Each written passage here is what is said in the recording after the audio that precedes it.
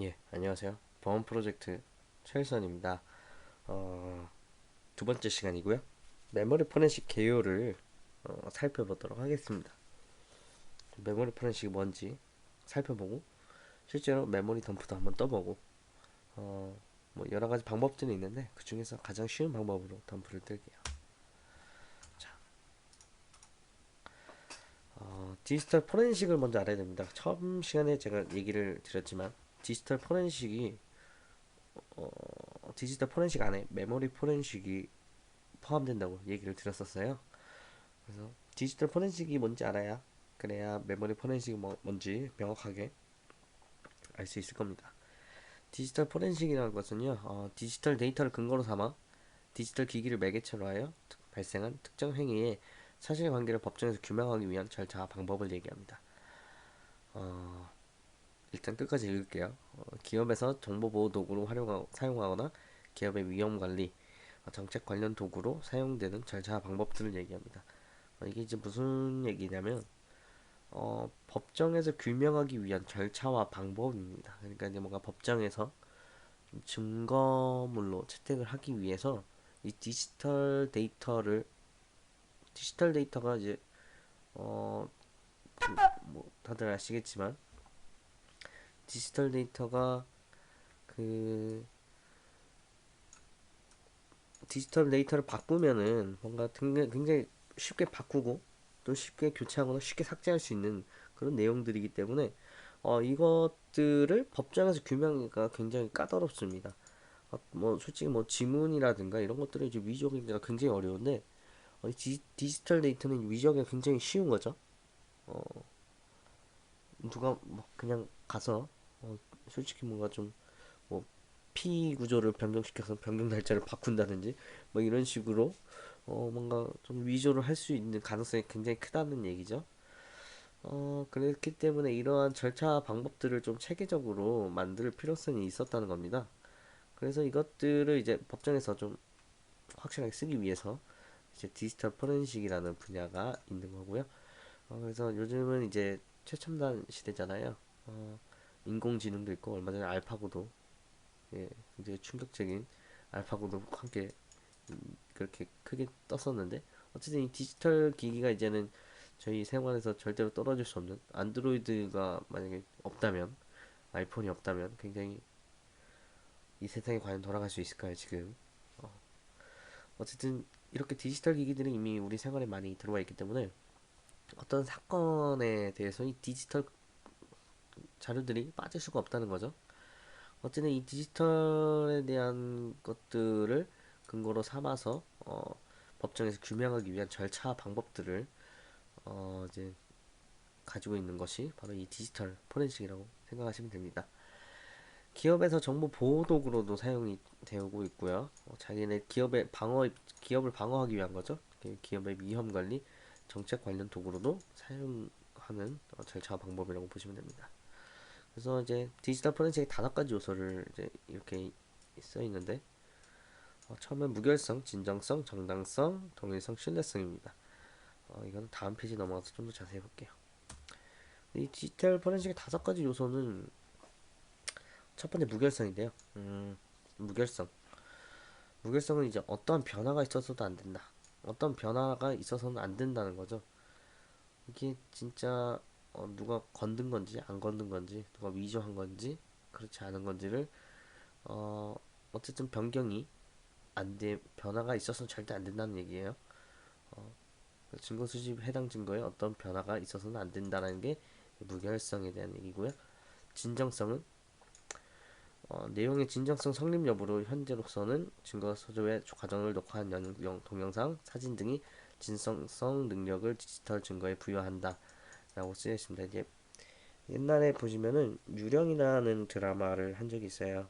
거기서 이제 소지섭 씨가 나오셔서 어 뭔가 유령 같은 존재를 잡는 그런 내용이 있는데 어쨌든 이제 그거 이제 디지털 포렌식에 대한 내용들을 이제 첫 화에 보시면은 주인공 여자가 죽어요. 주인공 여자가 이제 어, 사실 누가 떠밀어서 죽는데 이렇게 스포일인가? 이렇게 얘기하면 안 되나? 어쨌든 누가 이렇게 그 집 집이 아파트인데 여기서 떠밀어서 죽거든요. 그래서 이 여자가 죽으니까 이 여자를 수사하기 위해 이제 소지섭 씨가 옵니다. 소지섭 씨 팀이 오죠. 팀이 와서 이 디지털에 대한 이제 그 증거 자료들을 확보하기 위해서 노트북도 있고 핸드폰도 있고 뭐 그럴 텐데 그런 것들을 이제 이걸 채취할 때 그냥 이거를 쑥 가져가는 게 아니고요. 이 디지털 노트북들이나 뭐 이런 것들이 가지고 있는 것들이 어디에 있었는지 동영상을 녹화하거나 뭐 노트북을 분해하는 건 동영상으로 촬영을 하는 것 같아요.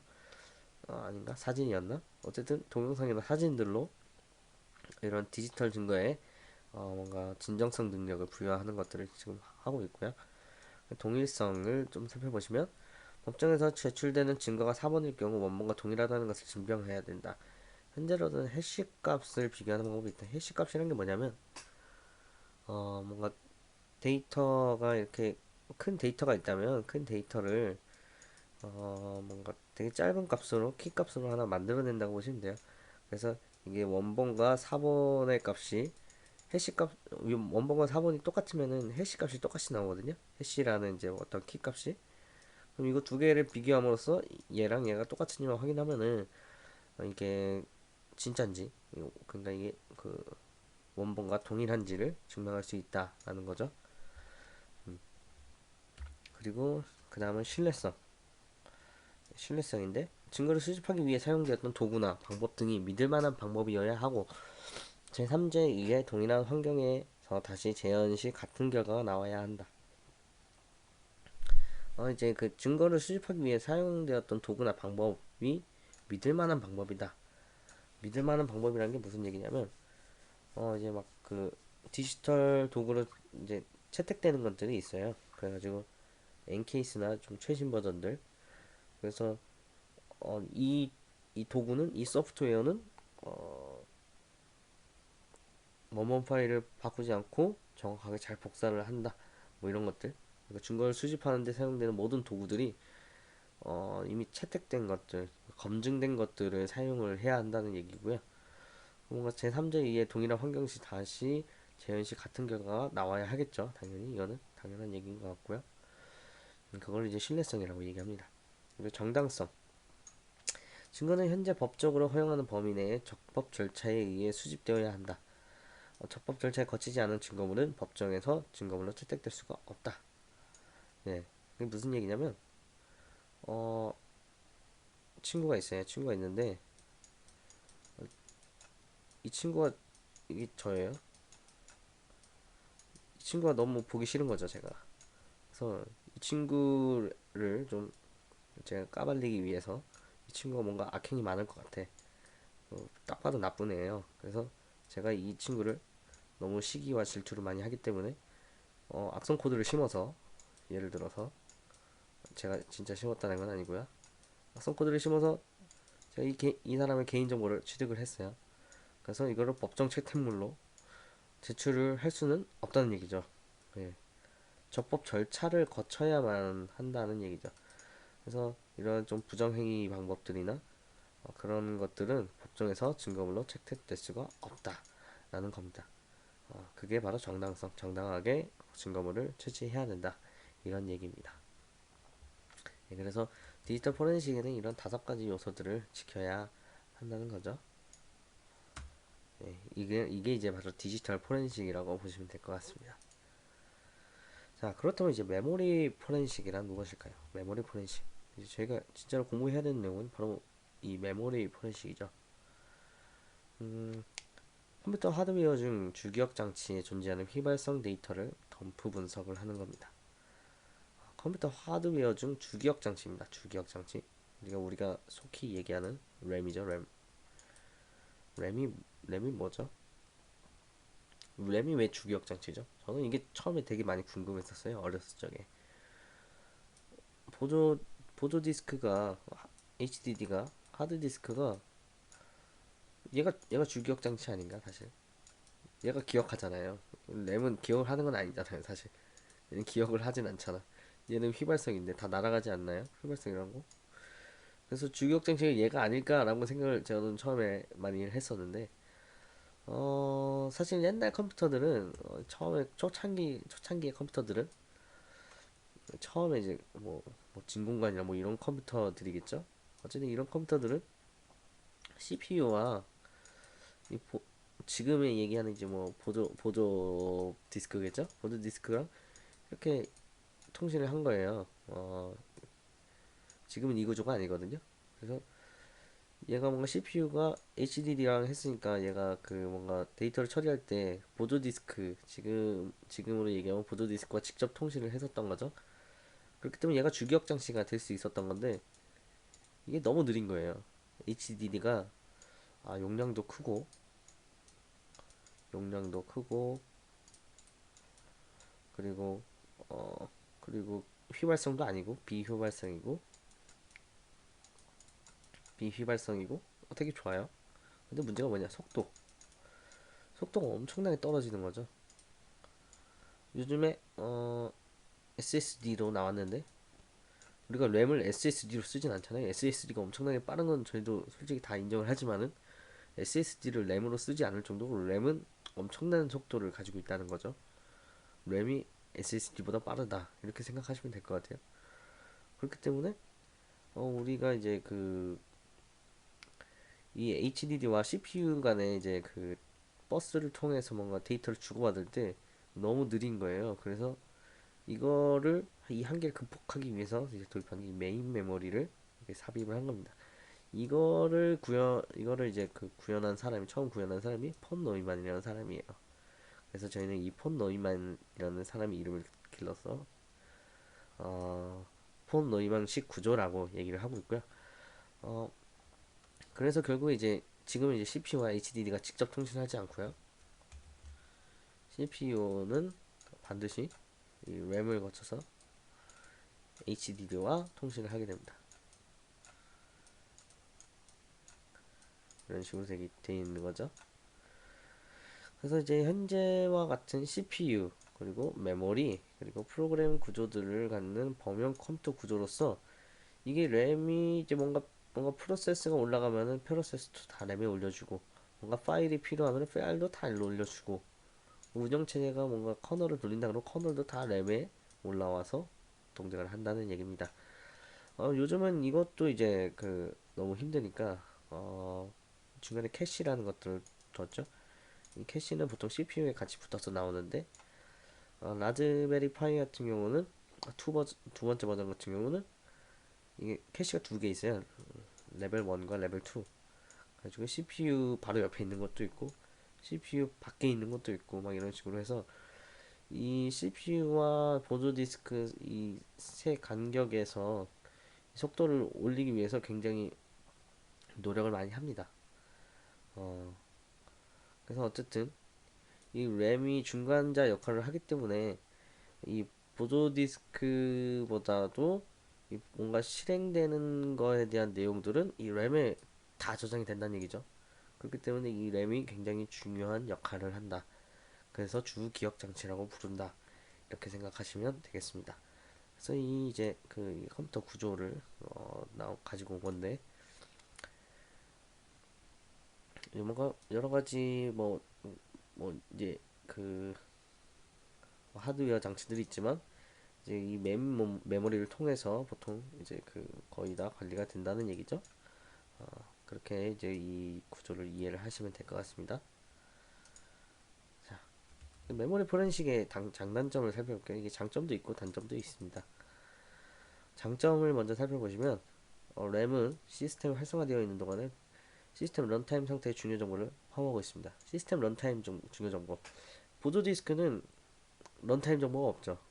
사실 페이징 되면은 있긴 했겠는데 페이징된 정보는 일부 부분에 불과하고 어쨌든 거의 커널도 이제 올라가면 안 내려와요. 커널 올라가면 다 램에 계속 있으니까 어쨌든 이 램은 시스템 활성화되어 있는 동안에 시스템 런타임 상태에 굉장히 많은 중요한 정보들을 담고 있다는 거죠. 저희가 아까 봤듯이 램은 중간에 껴있기 때문에 반드시 보드 디스크와 CPU가 뭔가 데이터를 처리하기 위해서는 반드시 램에 올라와야 된다. 프로세스들이든지 뭐든지 올라와야 된다는 얘기고요.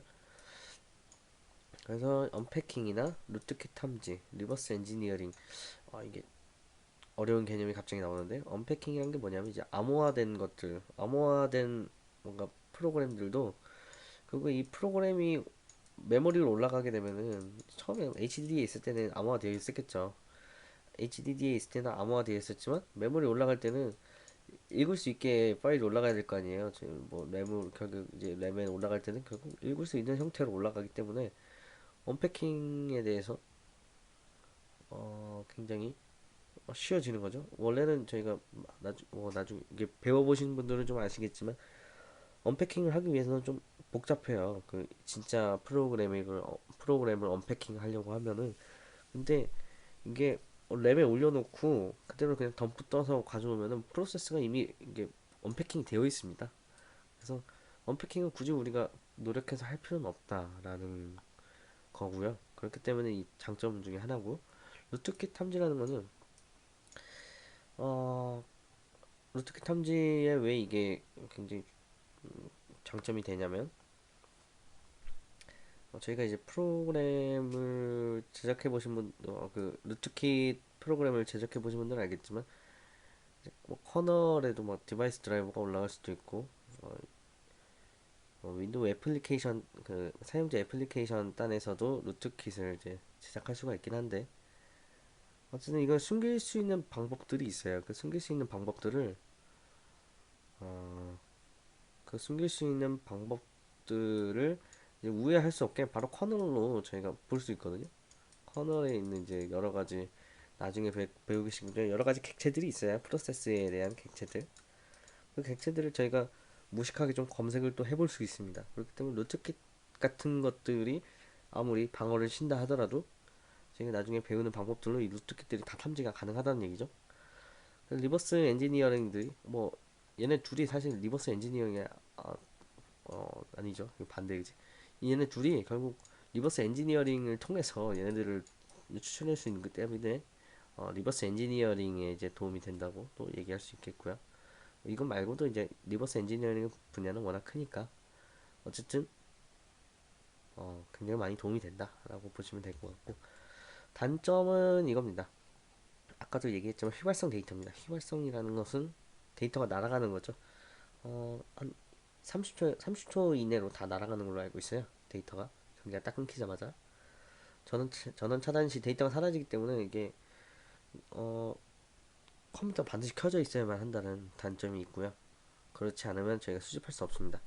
그리고 그 밑에 있는 이제 내용은 온전한 데이터를 수집이 어려움 라고 쓰는데 이게 램이 데이터를 수집하기가 굉장히 까다로워요.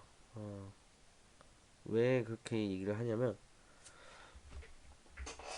저희가 이제 이게 또 데이터를 수집하는 방법에 대해서 두 가지 정도가 있는데 그거 이제 또 뒤에 가서 또 살펴보도록 하겠습니다. 어, 물리 메모리 덤프. 물리 메모리 덤프란 게 뭘까요? 덤프라는 것은 이제 이따가 저희가 덤프를 뜰 건데 덤프를 뜬다는 얘기가 뭐냐면 그 램의 물리 메모리에 저장되어 있는 그 데이터를 가져와서 파일로 만든다는 얘기예요. 쉽게 얘기하면. 그래서 이 덤프를 통해서 물리 메모리에 존재하는 모든 흔적들을 확인할 수 있거든요. 요걸로 한번 들어가 볼게요. 여기 들어가시면은 볼라틸리티가 이제 물리 메모리에 존재하는 어떤 흔적들을 가지고 있는지 치트 시트를 가지고 있거든요. 그래서 치트 시트를 한번 보시면은 좀 더 명확하게 확인이 가능합니다.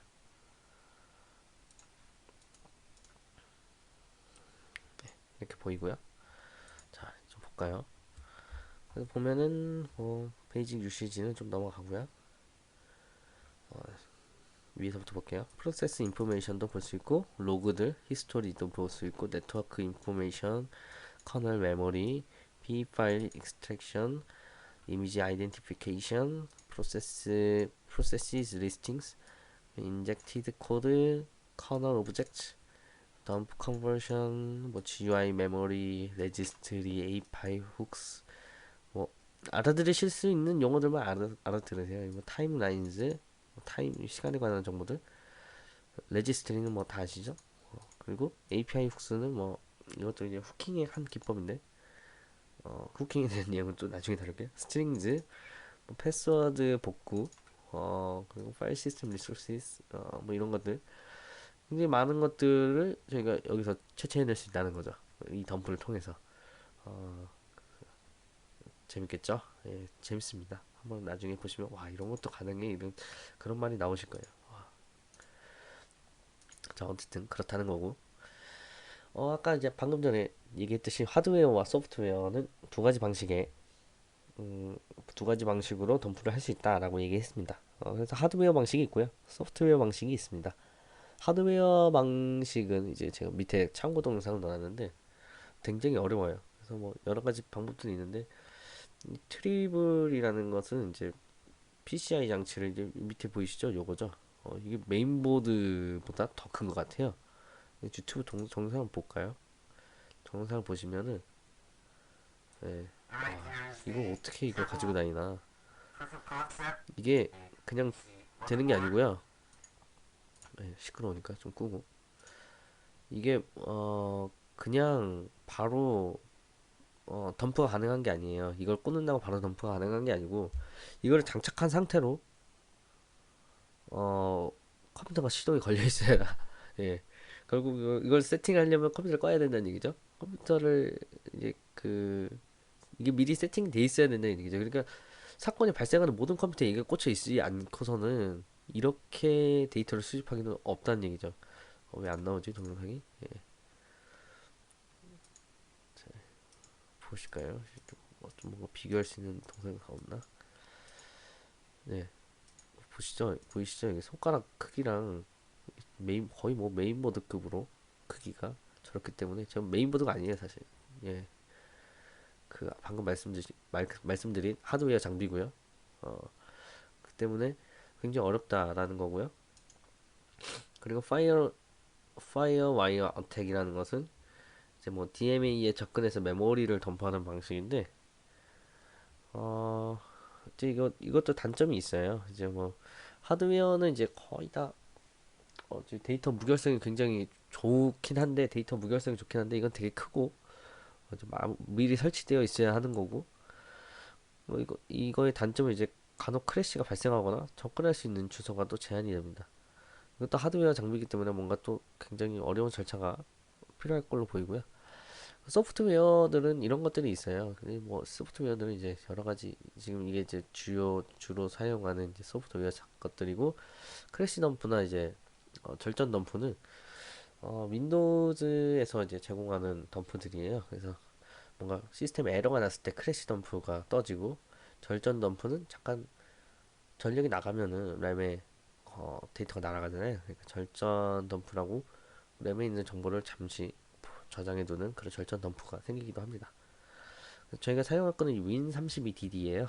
그래서 얘네 단점은 뭐냐면 어,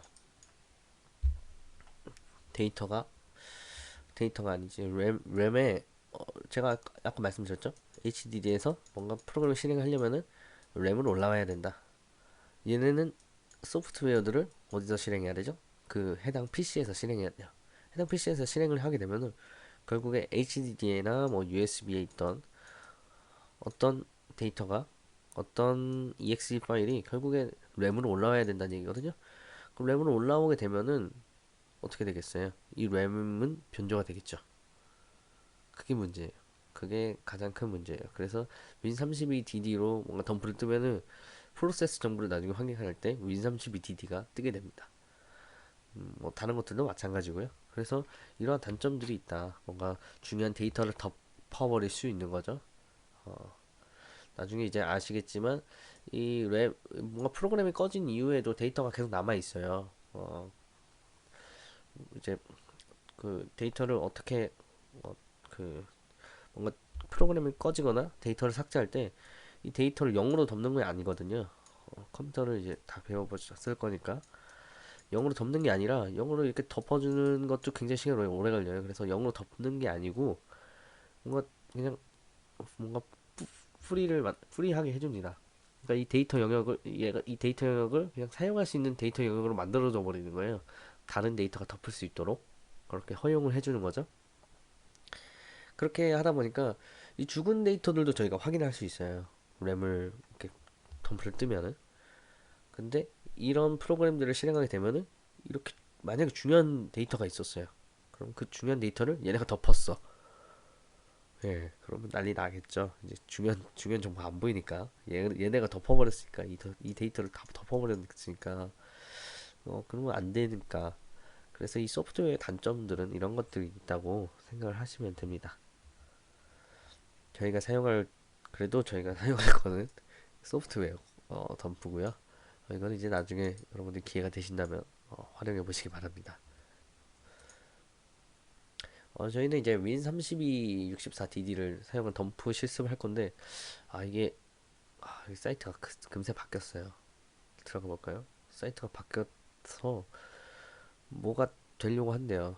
문서 becomes come이라고 써 있어서 클릭을 아무리 해도 이 사이트밖에 안 뜹니다. 그래서 나중에 이제 이 강의가 배포될 때 제가 이 프로그램도 같이 배포해 드릴게요. 저는 미리 받아놓은 게 있어서 어, 그걸 사용하시면 되겠고요. 자, 일단은 이제 제가 전 시간에 말했던 그 가상 머신이죠. 예. 그래서 가져오기를 통해서 이렇게 가져왔고요. 이게 30일짜리라서 금세 쓰고 또 바꾸고 금세 쓰고 바꾸고 그래야 됩니다. 일단 그 네트워크를 통해서 이제 공유 폴더를 만드는 방법을 좀 살펴볼게요. 이게 원래 드래그 앤 드롭 해가지고 잘 되면 다행인데 드래그 앤 드롭 해서 안 되는 경우가 있거든요. 저는 미리 추가를 해놨는데 여기서 이제 옆에 추가 버튼이 있어요. 어디로 들어왔냐면 다시 한번 보여드릴게요.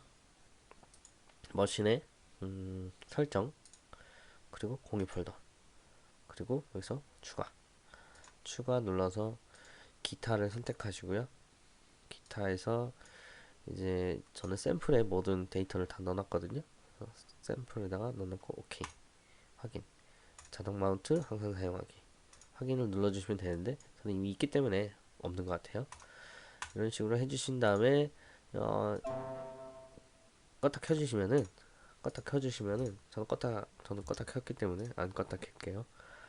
여기 이렇게 이게 네트워크 드라이브가 생겨요. 네트워크 드라이브를 들어가면은 아까 제가 샘플에 넣어놨던 그 내용들이 이제 보입니다. 여기 이제 제가 이제 드릴 것은 이 파일 요 폴더예요. 요 그래서 요거를 드릴 거니까 요거를 압축을 풀으셔서 가져오시면 되고요. 저는 이거를 통째로 복사해서 여기다 넣겠습니다. 그래서 여기 있고요. 여기 보시면 이제 저희가 사용할 것은 min32dd예요. 이건 64비트에서 사용하는 거고 저희는 32비트니까 32비트를 사용하도록 하겠습니다. cmd를 열어서 이 경로로 바로 가도록 하고요. 네. 자, 여기서 이제 그 아까 말씀드렸 이제 제가 명령어를 사용해서 덤프를 뜰 거예요. win32 이거 맞고요. 그리고 헬프를 한번 볼까요? 헬퍼가 이렇게 안 보이는구나. 그러면은 이렇게 하면 보이네요. 저희가 사용해야 될 옵션이 D와 F예요. D와 F. 파일 F는 이제 파일 디스티네이션을 어디로 할 건지 하는 거고, D는 create micro memory 크래시 덤프 파일. 저희는 크래시 덤프 파일을 만들어 볼 거예요. 뭐 저희가 당장 뭔가 풀 메모리를 덤프할 거진 않을 거거든요. 그러니까 이제 디폴트 넣는 이건데 저희는 그냥 크래시 덤프만 간단하게 떠보도록 하겠습니다. 그럼 이제 이쪽으로 다시 넘어올 수 있고요. 예, win32.dd에 win32dd.exe 파일하고 그 크래시 덤프 옵션이고 마이너스 F는 마이너스 F가 크래시 덤프인가요? 헷갈리네. 예, 슬래시 D가 크래시 덤프고요. 슬래시 F가 파일 데스티네이션. 예, 이겁니다. 그래서 저는 그냥 C 드라이브에 램을 넣는 거니까 램 크래시 덤프라고 쓸게요. 크래시 덤프 덤프 dmp 엔터 이렇게 하면은 이제 뭐 뜨겠냐? 그럼 Y 눌러주면 뜹니다. 덤프를. 그래서 C 드라이브로 이동을 하시면은 덤프가 떠진 거를 확인하실 수 있어요. 이런 식으로 덤프를 뜰 수 있다는 거고요. 이거를 분석해 볼 필요는 없죠. 이거는 이제 저희가 아무것도 실행하지 않은 상태에서 덤프를 뜬 거니까. 나중에 또 다른 덤프가 필요하시다면 이런 식으로 뜨시면 된다는 것을 간단하게 보여드렸습니다. 그래서 오늘 강의는 여기까지고요. 다소 이제 이론적인 내용들이 많아서 지금 당장은 지루하실 텐데 이제 점점 어려워질 겁니다. 네, 나중에 이제 그 내용을 뭘 볼 거냐면 운영 체제를 들어갈 건데 운영 체제 내용이 상당해요. 음, 이 운영 체제에 대한 내용들은 다음 시간에 배우도록 하겠습니다. 감사합니다.